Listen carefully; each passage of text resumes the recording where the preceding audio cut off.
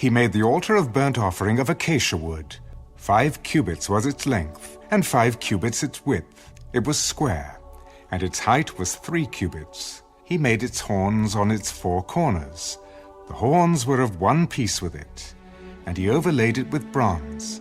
He made all the utensils for the altar, the pans, the shovels, the basins, the forks, and the fire pans. All its utensils he made of bronze. And he made a grate of bronze network for the altar, under its rim, midway from the bottom. He cast 4 rings for the 4 corners of the bronze grating, as holders for the poles.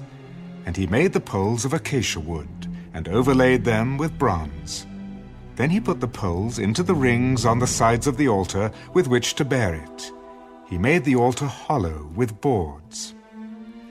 He made the laver of bronze, and its base of bronze, from the bronze mirrors of the serving women who assembled at the door of the tabernacle of meeting. Then he made the court on the south side. The hangings of the court were of fine woven linen, 100 cubits long. There were 20 pillars for them, with 20 bronze sockets. The hooks of the pillars and their bands were silver.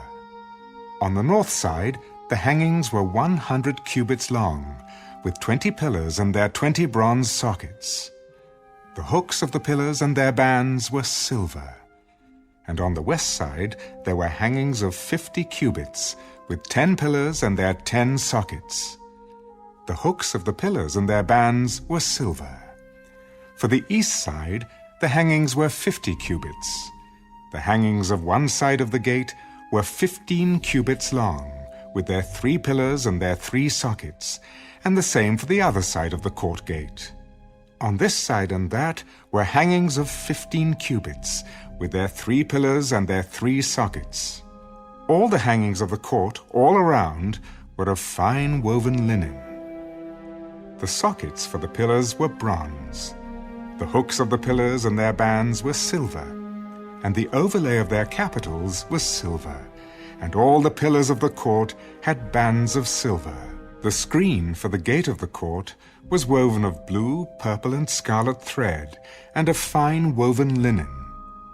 The length was 20 cubits, and the height along its width was 5 cubits, corresponding to the hangings of the court. And there were 4 pillars with their 4 sockets of bronze.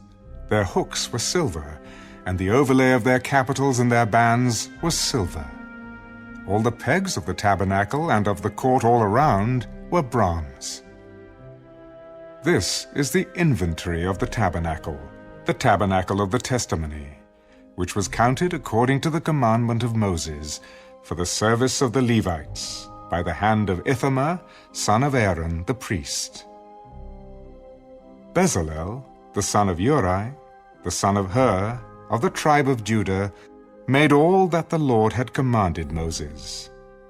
And with him was Aholiab, the son of Ahisamach, of the tribe of Dan, an engraver and designer, a weaver of blue, purple, and scarlet thread, and of fine linen.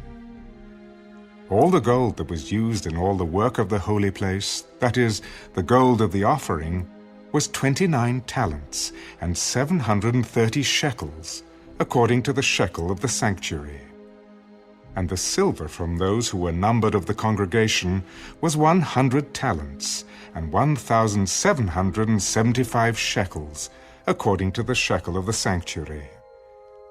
A beaker for each man, that is, half a shekel according to the shekel of the sanctuary, for everyone included in the numbering from 20 years old and above, for 603,550 men. And from the 100 talents of silver were cast the sockets of the sanctuary and the bases of the veil.